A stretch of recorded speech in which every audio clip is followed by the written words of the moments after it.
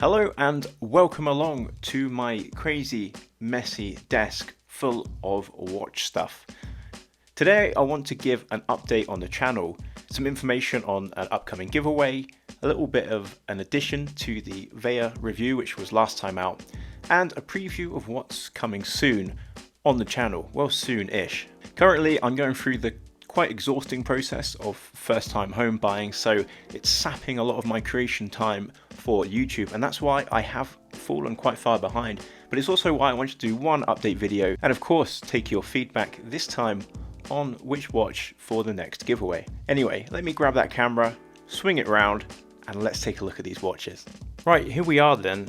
I feel like Random Rob, but without any of the freestyle talent that he actually has. So forgive me if this ends up having a few cuts in it. But anyway, I'll try and do this in one go. So first up on the left, this is actually blurred out because this is the next watch up for review. It's a really interesting piece. I'm really excited to show you it. It doesn't have much coverage on YouTube, so I don't think you'll have seen it. But if you have, let me know in the comments exactly what you think it is. Hopefully that review should be live, possibly next weekend, I would guess. Next one is the Longines. So the Hydro Conquest, I think everyone's kind of familiar with this watch by now. For me, this is a really interesting journey. I bought the aluminium bezel when I was 30 as a 30th birthday gift, and I sold it because I bought, it was a 43 or 44 millimeter. It was too big anyway, and so I always wanted to rebuy it, and I finally got around to it. I managed to get a good price on a used one. This is a 41 millimeter, way more comfortable and way more suited to my 17.5 centimeter wrist. And it is an interesting watch to talk about. Obviously I had the older version. This ceramic bezel version is far more refined, but it's an interesting comparison because it has a lot of fans and a lot of love, and I can see why. But when you put it up against the Hamilton Frogman Reduced, which I featured on the channel either earlier this year or end of last year, that is a far cheaper watch, more tool-tastic, not so elegant, but I don't think there's anything in the build quality between the two, and maybe the Hamilton edges it in fit and finish. So it's an interesting comparison to make, and it's something that I would like to talk about when I make a video review on this one, and really compare and contrast those two watches, especially as they're both part of the same group.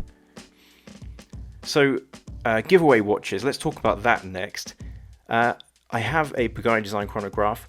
I bought this watch because, well, it's such a good value chronograph. I've had these before, and I've given them as gifts actually to people who don't really buy watches. Maybe they'll go to the mall and they'll pick up a Fossil or an Armani Exchange or something like that, and this is such a better watch than that. It's way better built, way better finished. It's going to last a lot longer. It will last a lifetime, to be fair, if you just keep putting batteries in it. This is a fantastic watch, and I love the Pepsi bezel on this. I know it's not a GMT, so it doesn't make any sense. It's not day and night, but I don't care about sense. It just looks really good, in the same way that it looked good when Seiko used to do it on their vintage chronographs with the bi-color bezel. So this is a really good watch. I will make a short video on it, but it's competing as a giveaway watch with this Agelocer skeleton. Now I know lots of people don't like skeleton watches, and that's fair enough. This one is fantastic as an example of how to skeletonize a watch. It punches way above its price point, really excellent skeleton. Highly illegible, so not that useful at telling the time in comparison to something like the Pagani, but I think it's a more interesting watch to have in your collection. And just the sheer joy of seeing everything working and seeing the insides of a mechanical watch, I really don't think that you can beat a skeleton. But lots of people don't seem to like them, so I was originally going to give this watch away in a giveaway because I thought it would be a fun piece, but that said, I don't know if people would actually want to win it. Maybe everyone just prefers the safety of the Pagani. So let me know down below in the comments, what would you rather enter a draw to win? And if you do subscribe to my channel and follow the channel and enter the next competition, you've probably got a really good chance of winning. I think the last giveaway I did, it was less than 20 people that entered, so that's pretty good odds as far as YouTube giveaways go. Next piece, the Fairer, which I bought, I now have the waffle strap for, and it looks stunning on this strap. It's the final piece of the puzzle to make this watch everything that I think I wanted it to be when I bought it. Fera shouldn't have let me buy it with the leather strap only. They should have insisted on shipping these watches on this strap and make sure that any additional straps are additions. It just integrates beautifully. It fits so nice. It highlights the colorway even more. It really does stand out like nothing else now. And with summer coming up, I can see that this is going to get a lot of wrist time. The sort of pattern that you get on this very soft rubber matches almost with the waffle on the dial, and it gives continuation, and that's why it's really good. So thumbs up to Fera for this integrated rubber, way better than the leather, but it's too late for me to add that into the review on this watch, which I uploaded a couple of weeks back. Right, get my breath back for a second, and let's go for the Bulova. So this one's been in the collection for a while, and I haven't got around to making a review on it, but I will. I think that time is coming soon, so I will get around to it. I think other YouTube channels have got this watch a little bit wrong. I think there's some harsh critique on it that the watch doesn't really deserve. I think it's better than a lot of the other YouTube channels would suggest.